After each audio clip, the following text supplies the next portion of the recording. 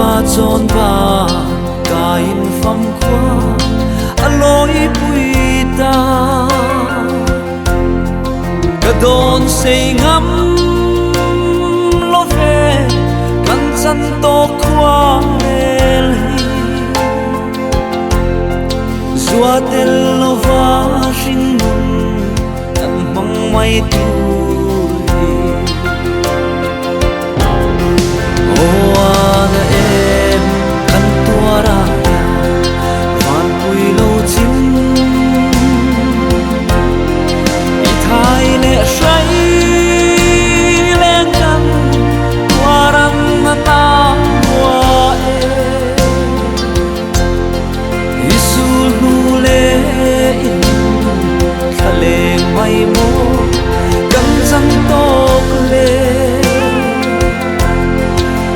ruai ruain kan ao ting zo silo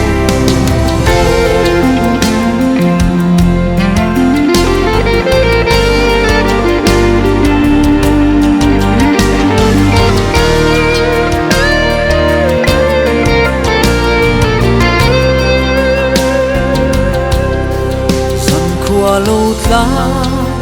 ami zua pan run sang lai khung an be min mangai tu zua pa khoyan nge mo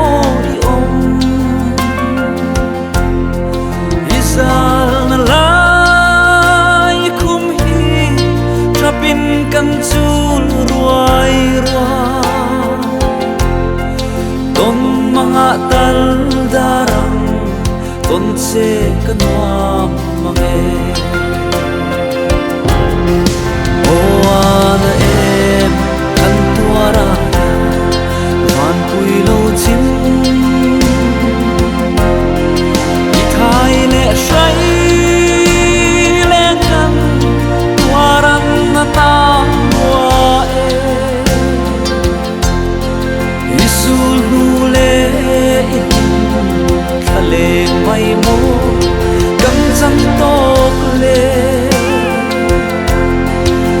ruai ruain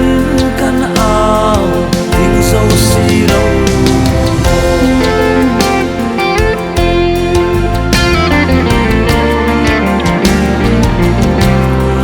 chung te a nim ten kan le lai ni ka do trina lung le ti zua tra khua ti sei an sang so ta cây chu kha pham zu le ngai reng reng hia nin mo chun ni le san khua hi kamang ral le thi o an em kan tuara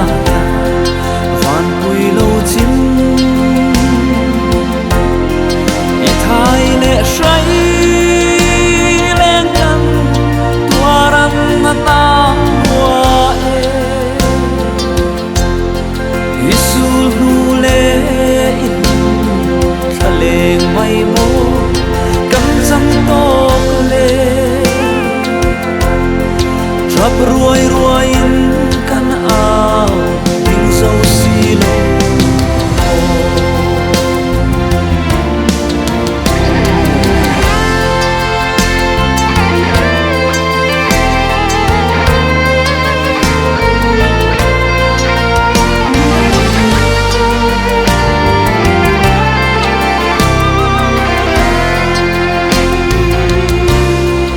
o thei chang se lenin thang van sanga on le na van ko pui mo fan kan wa me angel far le sera fin nen tua len sa mu kan wa me chul parang an vultu